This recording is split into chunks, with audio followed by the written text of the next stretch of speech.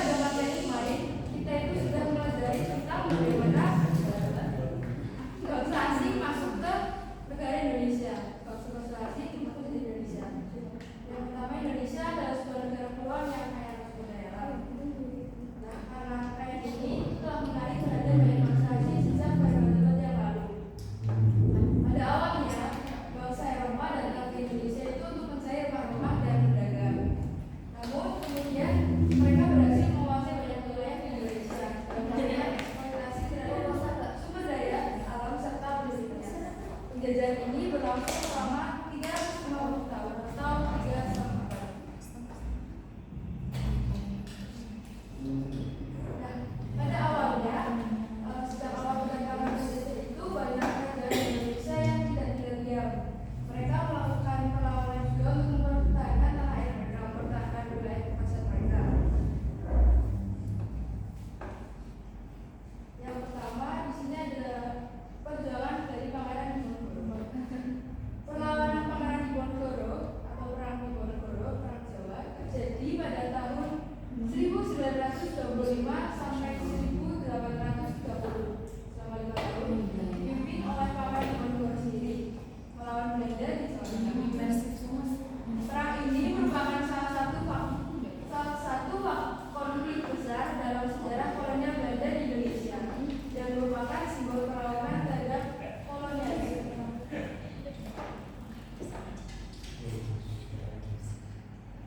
Selanjutnya ada Perang Padri, dipimpin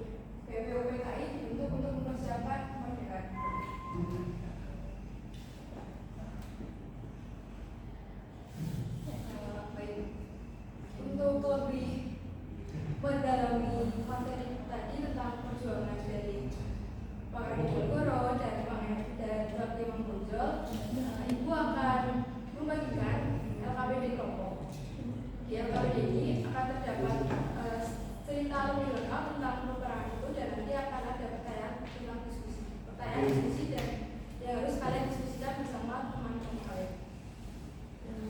Siap.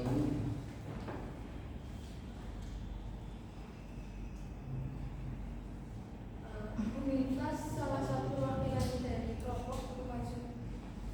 Ayo, coba. Cepat. Ambil itu pakai itu.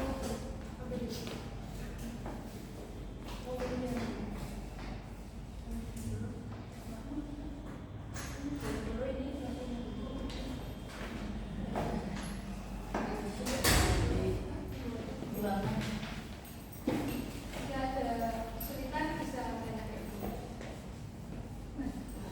Kasih waktu sekitar 10 menit. Wah, semangat Bu.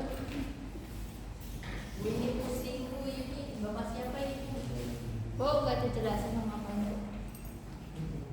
Mana sih?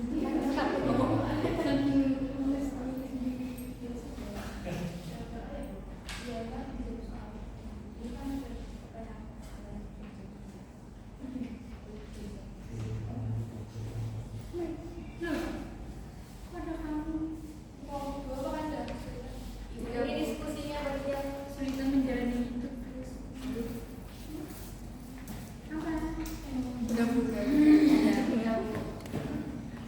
udah siap maju belum?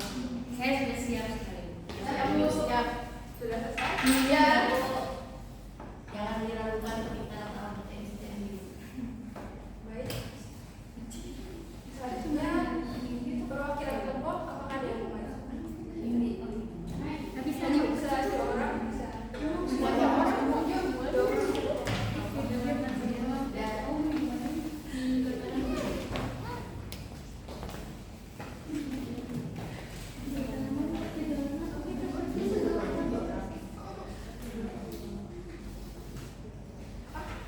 Siapa dulu?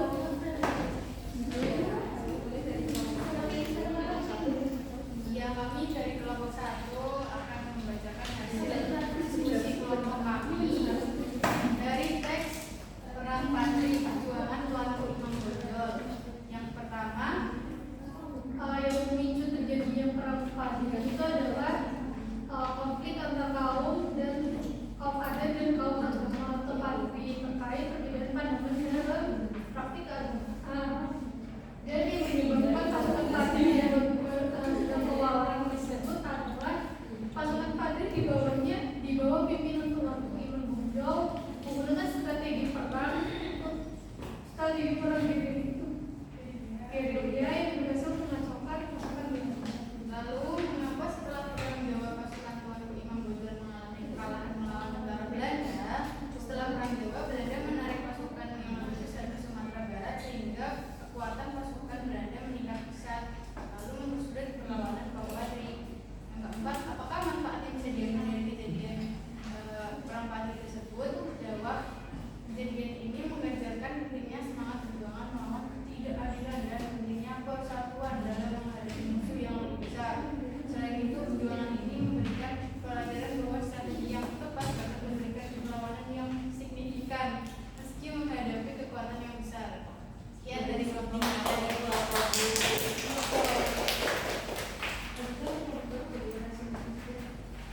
Kelompok 2 mendapatkan perang Jawa, yaitu ada perjuangan Pangeran Diponegoro. Yang pertama itu bagaimana strategi Pangeran Diponegoro dalam melawan pasukan Belanda. Strategi itu menggunakan taktik gerilya, yang mana menyerang secara tiba-tiba dan memutus jalur pengiriman logistik Belanda.